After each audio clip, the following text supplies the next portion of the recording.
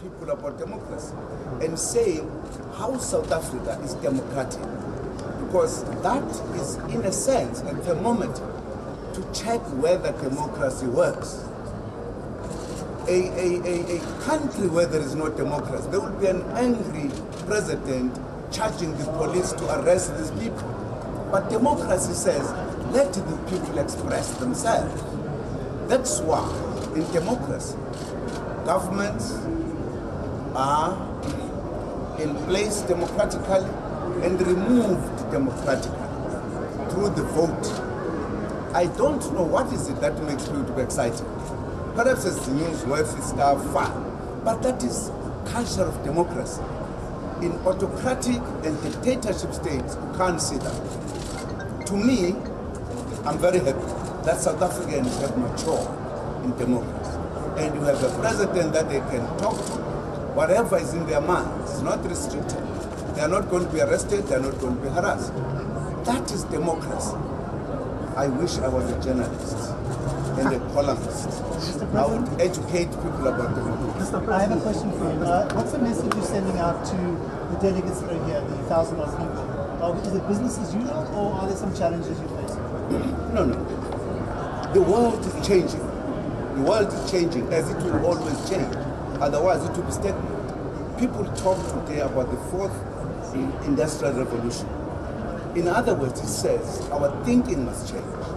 Now, I'm saying Africa is placed in a situation where you can stretch your imagination, given the fact that it is a developing region of all the global regions. And therefore, to come to South Africa, to come to Africa, is what we need to do. That is why I'm saying the very fact that there is unprecedented attendance, it indicates that the world is moving with the developments. So I'm very happy. Call is come to Africa. We are no longer discussing theory now. We are discussing projects to make Africa one home, that if you do business in Africa, do with us all. We are interconnecting Africa. We are developing infrastructure to make the business easy to do in Africa. So the message is come to Africa. That's where things are happening. Mr. President, why are the masses in Africa, the people, the masses in Africa, happy with this conference? Who represents them? This conference to us is heads of state, big businesses. Who represents the poor population? Who represent the poor population? Happy with this conference? Well, I haven't heard that there are people who are not happy. Maybe I've been reading different kinds of things. Well, demonstrations are always there. So who represents them? Give me the name of someone, just one person. Who? The name of someone. Who elected me? Just 1 minute. I must help you.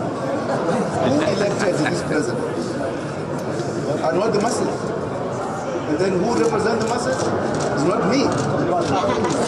I'm an African. I was elected by the Africans. What's your problem? What is your problem? You are imagining another masses. But why do you discard the majority, so huge majority that elected the government here? Why do you think they don't exist if you see us? We have a problem. You have a problem. Why do you have only heads of state and big businesses in this? This is how it is structured.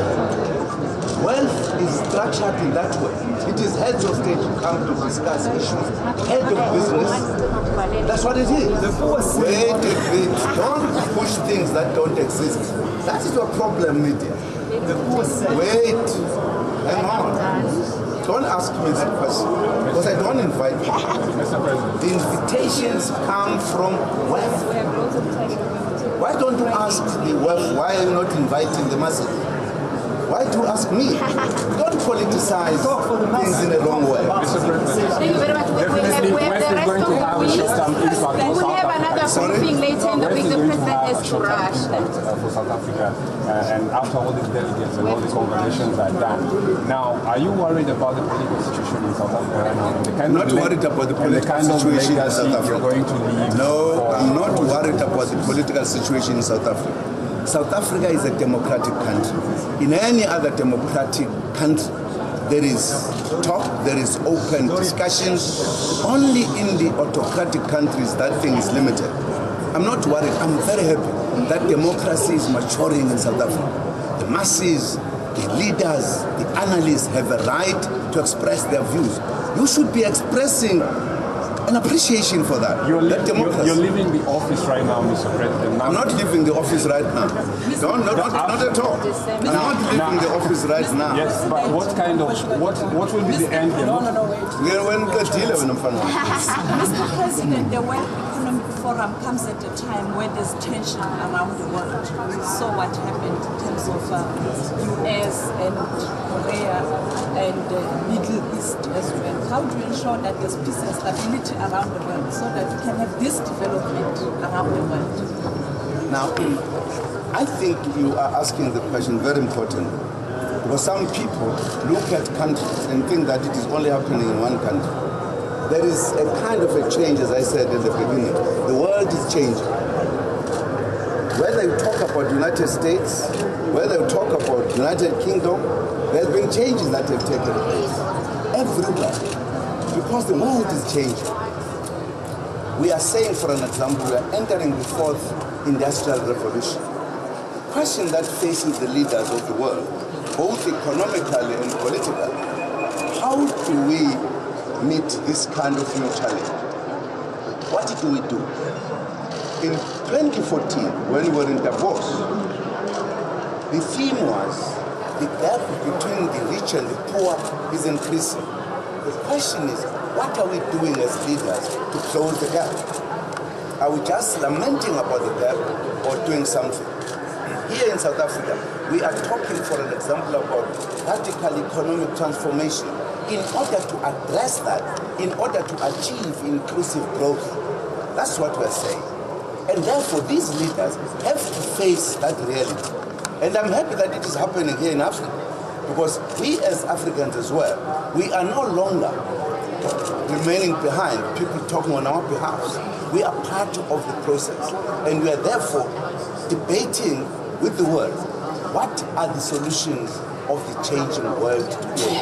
That is what I'm expecting, that people who analyze, who are in a sense participating in the, looking at the changes, what are they saying? What needs to be done? We need to come with the solutions. How do we deal with that? In South Africa, which, by the way, is the worst of all countries, because no country ever practiced institutionalized racism. We have an additional point, and that's why we need to be more vocal, more clear, more focused as to what do we need to do. And I'm happy that we have this meeting here, because we can exchange views on broader economic issues and political issues and be able to say, this is the direction we all need to take. Thank you very much.